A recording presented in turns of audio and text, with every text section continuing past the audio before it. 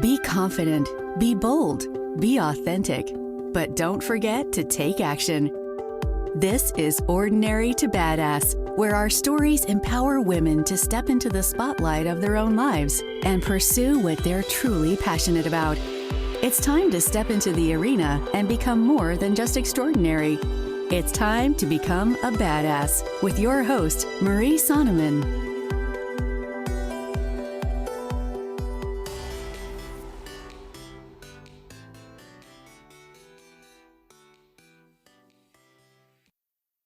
Welcome to Ordinary to Badass, episode number 231. In this episode, you're going to hear from Romana Hasenoehrl. Ramona is an astrologer, an author, and a happiness trainer. In this episode, we talk about her journeys, traveling the world on her own in an RV or a van, and how she learned how to mechanics herself on the vehicle she was driving. And she also has a good tip about happiness and laughter. It made me laugh hearing her talk about it. And there was just so much goodness in this episode and really like doing your own thing. Ramona is an expert at doing her own thing, like marching to the beat of her own drum. And I love that. This episode's so good. I can't wait for you to hear it. But before we get there, August 17th. Mark the date, August 17th, we're going to hang out, 6 p.m. PST or Pacific Standard Time. Let's chat. Let's talk about balance, work-life balance, balance in the areas of our life, like in our health, in our finances, in our spirituality. I just want to touch base with you. I think it's so cool when us badasses can get together and talk about where we're at, what we're struggling with, what we're succeeding at, have a little bit of fun, bring a glass of wine, or I don't know. I was going to come up with something creative for a Wednesday, but nothing's striking me. I can't think of a drink that starts with a W for Wednesday, but we'll just keep on going. And now that I said that, came to me, Whiskey Wednesday. I don't really drink whiskey, but for those of you that do, show up. Let's have a little bit of fun. Let's talk about balance and have a community conversation, right? Let's help each other out, move past our struggles or get out of our own ways. And the quickest way to do that is to jump in with a community. So I would love to see you there. Wednesday, August 17th, 6 p.m. PST. Go ahead and just clear it in your calendar or put it in your calendar right now. And I will put in the show notes how you can sign up for it. With that, let's get to the show.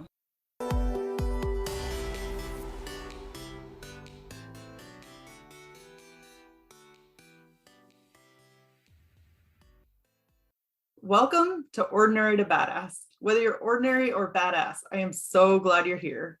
Today's guest is Romana Hasenoehrl. Ramona, thank you so much for being here. Excited to have you on the show.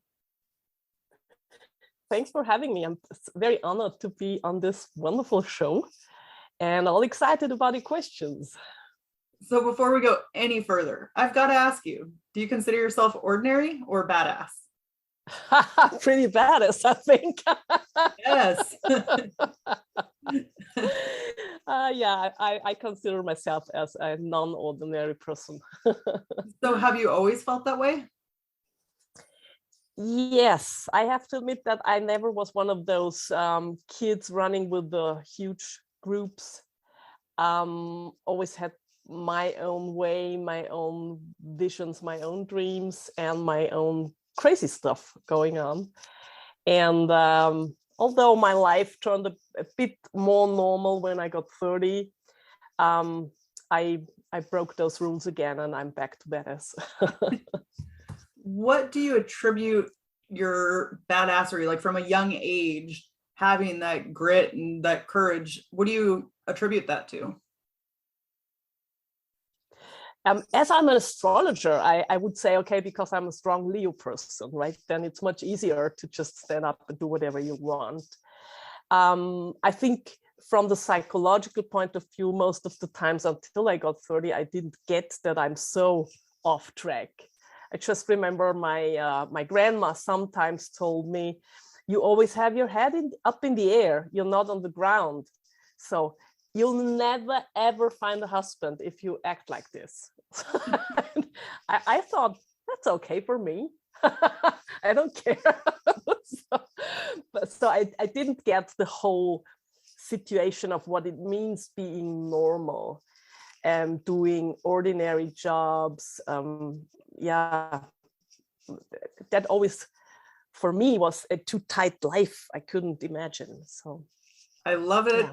I can't wait to dig in more and find out more about your life stories.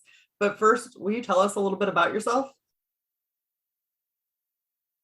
Yeah, sure. My name is Romana Hasenoehrl. I'm from Salzburg, Austria. I still live in Salzburg, Austria, Europe.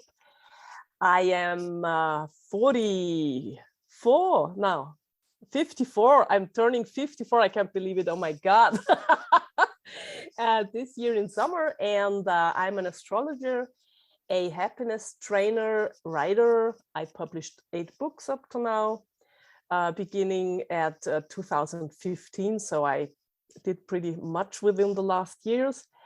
And yeah, 10 years ago, I realized that just working for a company and going to work every day, that doesn't make sense at all.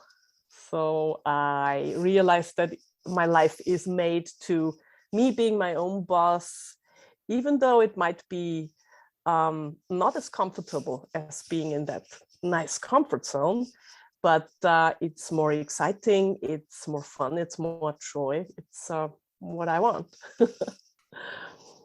So take us back to that time when you were trying to decide if you should leave your job and go out on your own. How are you feeling, and what pushed you to go start a business of your own? I have to admit, I love my job. I've been working for one of the biggest broadcasting companies in Austria for over 17 years, and I loved TV work. So it's an amazing work, and I knew I'm good at it. I loved it. I loved the people, of working with the people. Everything was fine for me. Nevertheless, the working situation wasn't good. So we were paid not very nicely. We were treated not very nicely. I didn't get it because I loved the job so much. But what happened was that I turned up to be ill for about 6 to 8 times per year. So my body told me something's wrong, but I didn't want to hear that. And I'm a very, I'm a badass person. So we had a new boss. We had kind of a work fight situation. They wanted to pay us less. I stood up for all of us, for the technical persons, and I got fired. So it came completely unexpected. They even didn't talk to me. I just got that letter in the letterbox. Very old-fashioned, not email, paper. And I was devastated in that moment. I couldn't imagine that my life would be like it is now, 10 years after. So I was devastated. I got depressed. I almost went broke. I lost all my savings within the next 2 years because living is quite expensive in Austria. And I had the idea that I didn't find another job in the media branch. That was almost impossible. They told me that as a woman over 40, it's like a 0 chance. And I thought, come on, that can't be true, right? First of all, they tell you that you don't get the job because you might get pregnant. And over 40, you're too old. So what time range do we have as women? So that was a thought in these days. And I founded my own company very, very quickly after I got fired because I didn't have any other chance. I didn't know what to do. But the first 2 years were pretty hard. I didn't have any clients. I started with the astrological coachings. Of course, it's taking loads of time until you get enough clients to make a living. I did know nothing about marketing. I did know nothing about pricing. about my value, how to do it, I was completely new. And that was quite a hard time.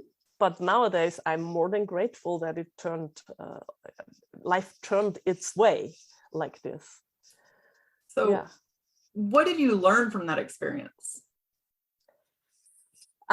First of all, trust yourself.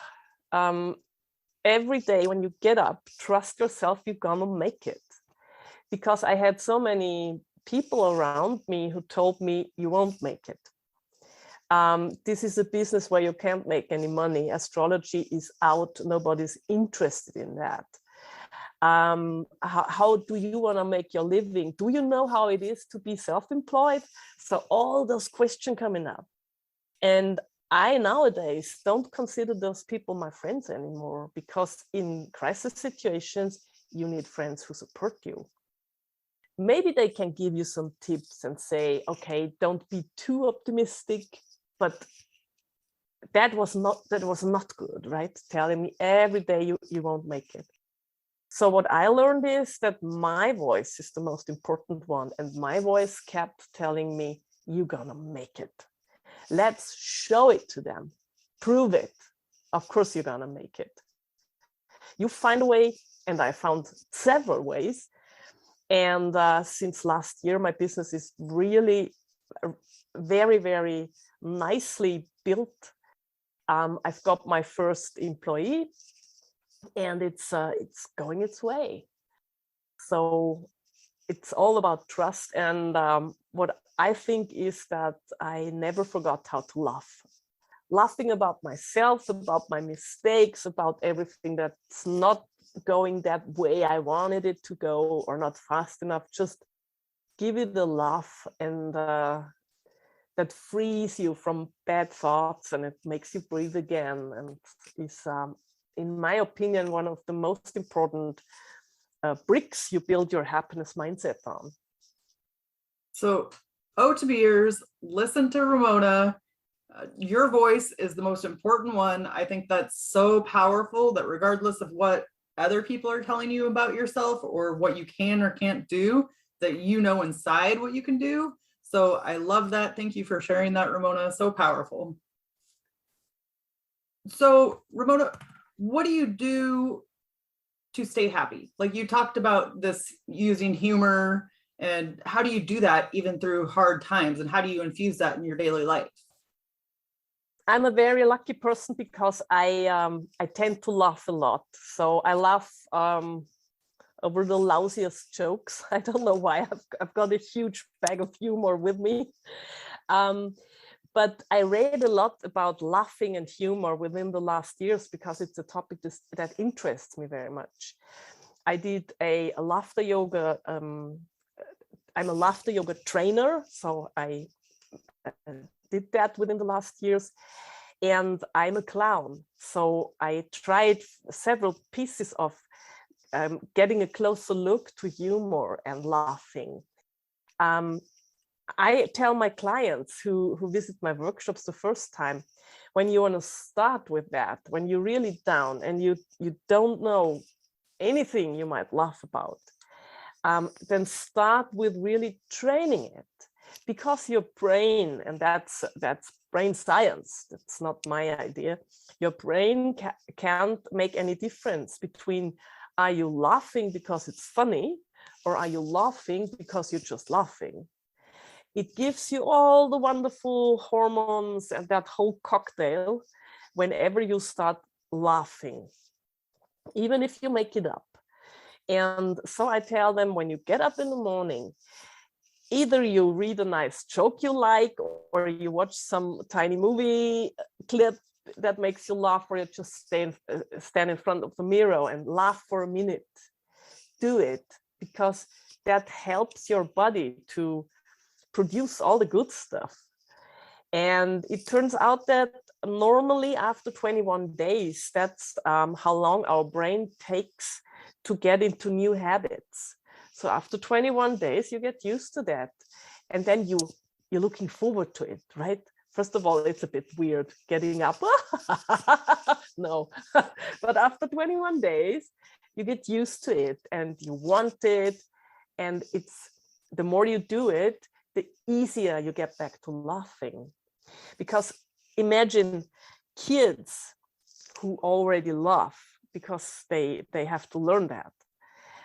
They laugh up to 400 times per day. Just, I mean, watch them, they laugh about everything, right? And we as grown-ups, if we don't train it, we laugh 15 times a day. That's such a small percentage of what we could do to help our body. And that's the first tip I want to tell everybody. No matter how bad your situation is, try to laugh. And yeah, if people like look at you, what's going on here, don't care.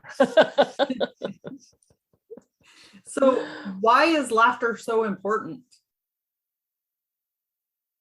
First of all, your brain produces hormones, several of them, that make you happier. The other thing is you're breathing more deeply. So your breathing improves when laughing. Maybe you remember when you were a young girl, they have that, they laugh until the whole body aches, right? And especially this region over here. So it's so much laughing, so much breathing that it starts aching. And that's because of the deep breathing and all the muscle tensions. So laughing is muscle training as well. It's like running or cycling. So the least you can do, the tiniest thing, is laughing. And these are only 3 things that really improve your health by just simple laughter. Yeah, that's so crazy, especially when you said like that kids laugh 400 times a day and adults laugh 15 times a day. So if I'm understanding this correctly, just by the practice of every morning watching a video or something that makes you laugh, then it'll bring more laughter throughout your day, maybe after the 21 days. Is that right? Right, because you realize that why do we lose our humor or our laughter, right? It's because, first of all, they tell us you shouldn't do that. You don't laugh loud because it's not ladylike, it's not appropriate. You don't do that in church and not in school and not at work. So where else might you do it? Most of the time we are at work, right? So first of all, that's what community tells us, all those rules. The other thing is that, of course, when we grow up, first of all, it can be that life is a big disappointment because when we are 10, I remember all those wonderful dreams you had. You wanted to get an astronaut or a circus director or whatever scientist, and nothing works out in the way we imagine it as kids.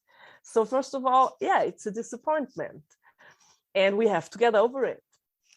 And that's one point where many people lose their humor because they say, oh, I don't know, nothing turned out like I wanted or dreamed of. So then, of course, we maybe have to raise kids. We have a family, so there is a lot of things to do which are not funny at all. Okay, we have to be grown up. So that's the next point where many people then forget how to laugh. And next is what I realized, that many people in relationships, long-term relationships, they forget how to have fun with each other. They are so serious about everything.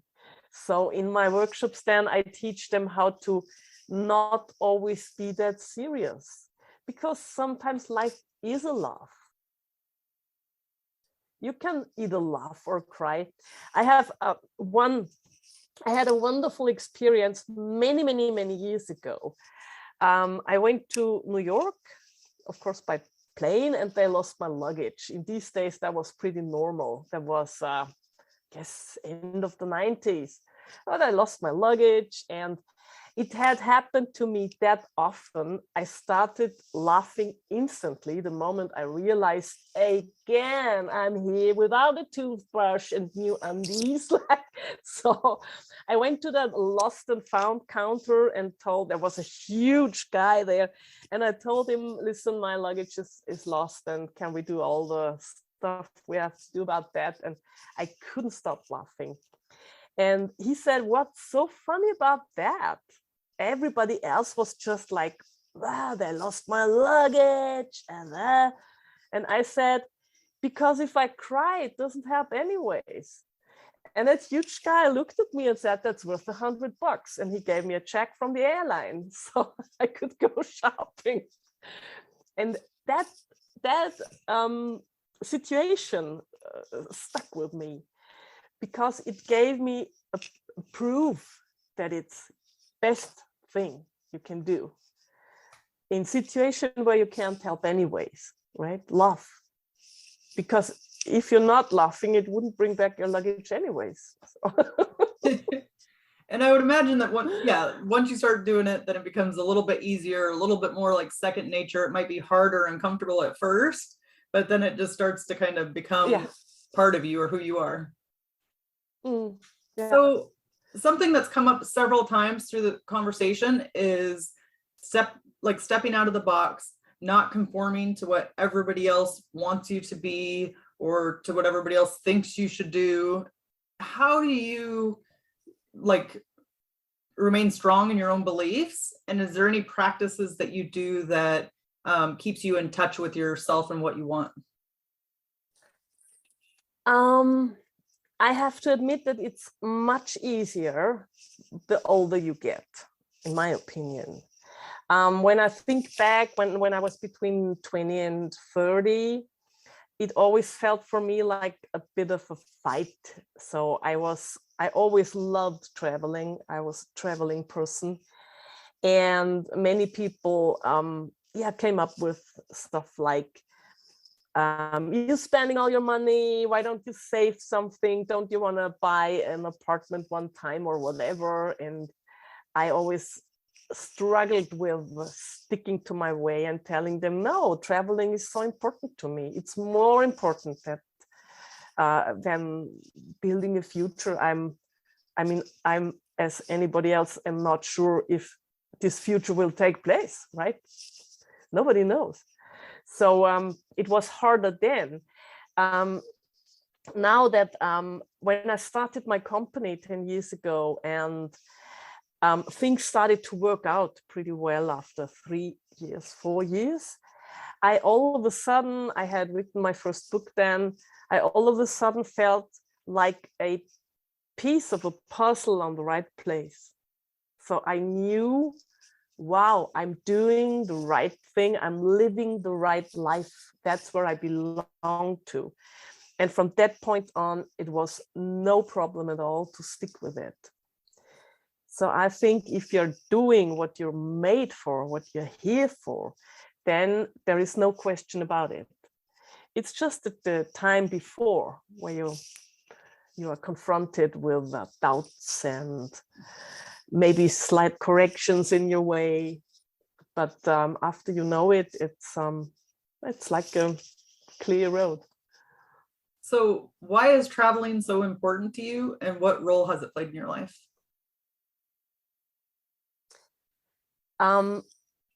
Traveling for me always was important because I wanted to see more of this world. I wanted to get to know other people, other countries, other cultures, other languages. And as Europe is a very small place with loads of languages and different cultures, I started in Europe with my motorbike and traveled thousands of kilometers all through Europe. And I loved that life. It was kind of a gypsy life with just a tent and the wind in your hair, like this style. And I liked it very, very much traveling this way. Nowadays, I realize that whenever I'm traveling, I get the best ideas for my books. I'm working much more concentrated than I'm working at home. and the creative input is much stronger. So being on the road, being on travel or in travel mode is one of the huge parts of my life. And as I travel up to 4 months per year in a row, it's always a bit like completely leaving the normal situation, recreating everything, and then coming back as another person. So do you ever feel fear before going on those trips? Yeah, of course. Sometimes I do. It's especially since 2015 when I established that lifestyle for myself. So I realized, hold on, I'm my own boss now. Nobody can tell me when I have to go back. It took me 3 years to realize that. So since that, I'm traveling alone, and there are some situations when you don't feel that well. For example, one day I lost my way. That was before I had a smartphone. Somewhere in southern Italy, it was getting in the middle of the night. There was no one around. Then of course, when you're getting scared, you see funny persons on the side of the road, right? You're like, oh my God.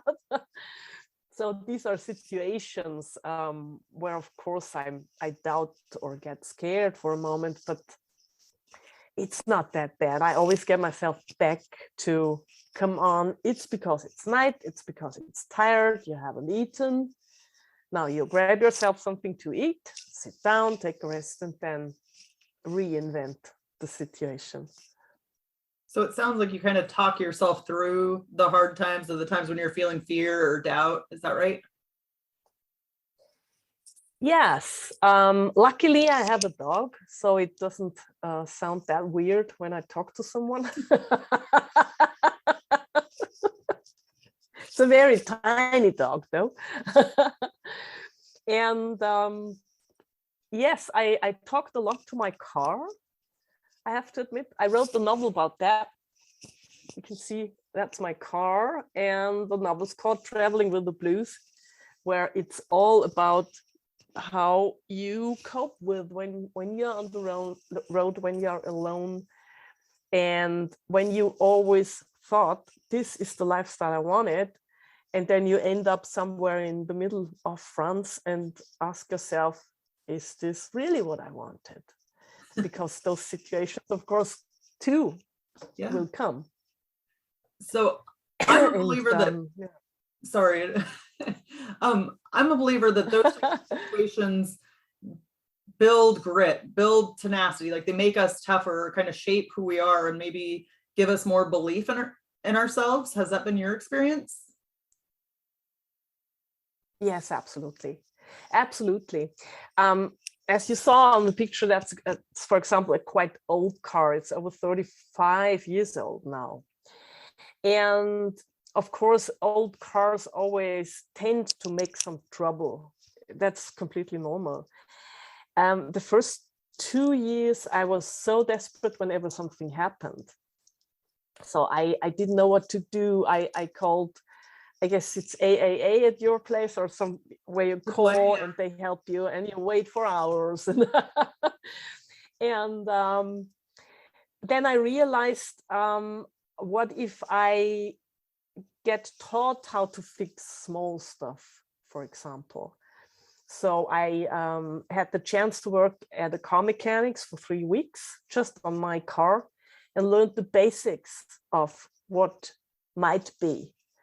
And that was hard, very hard. It's a very male thing, those car mechanic thing. And I'm still very happy I did that, because that made me tougher.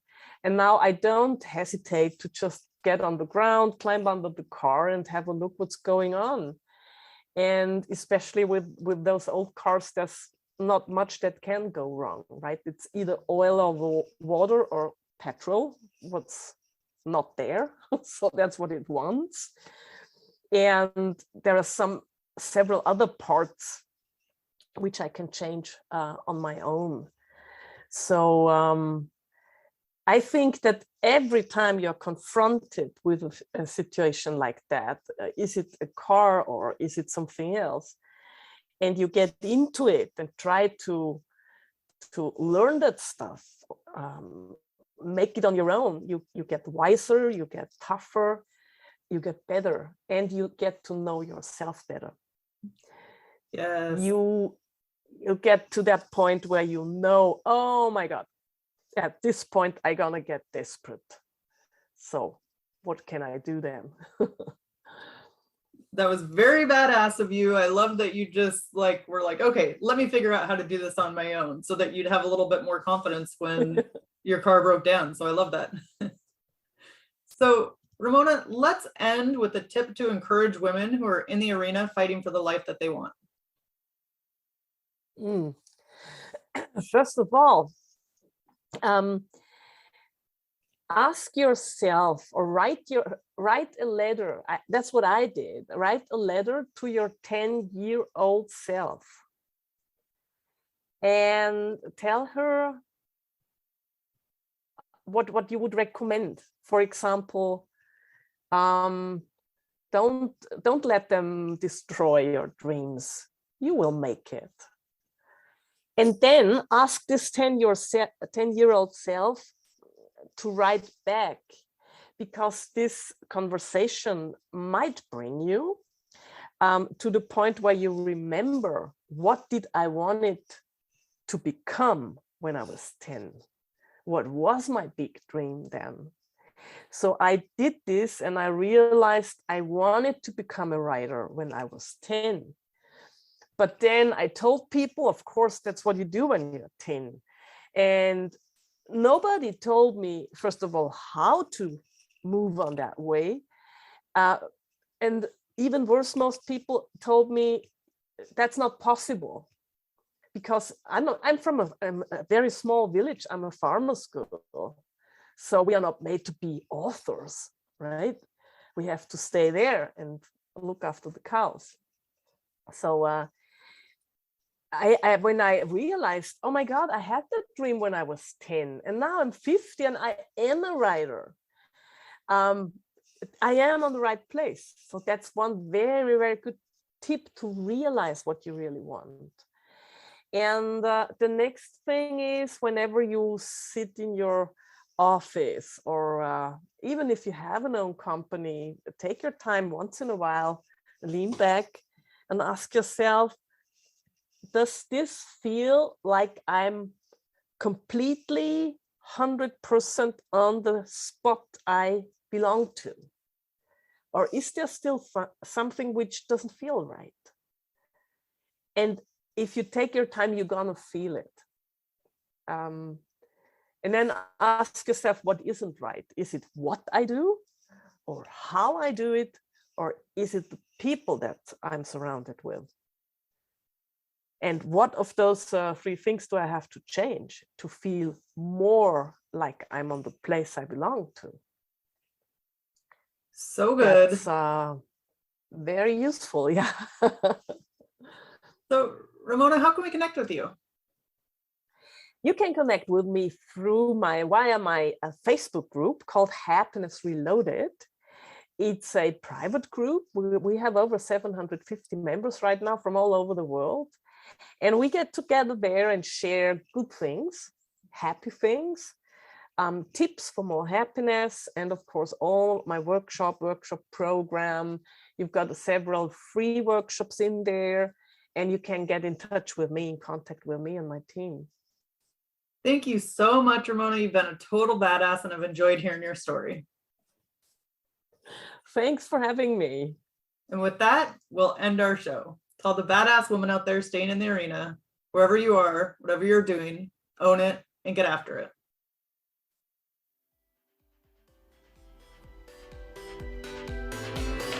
Now that you've listened to this episode of Ordinary to Badass, we want to hear from you. Go to our website, ordinarytobadass.com/podcast. and submit your own experience on how you took your life from ordinary to badass and get the chance to be on a future Spotlight episode of the show. That's ordinarytobadass.com/podcast. While you're waiting for the next episode of the show, wipe off the sweat, dust off the dirt, and get back in the arena.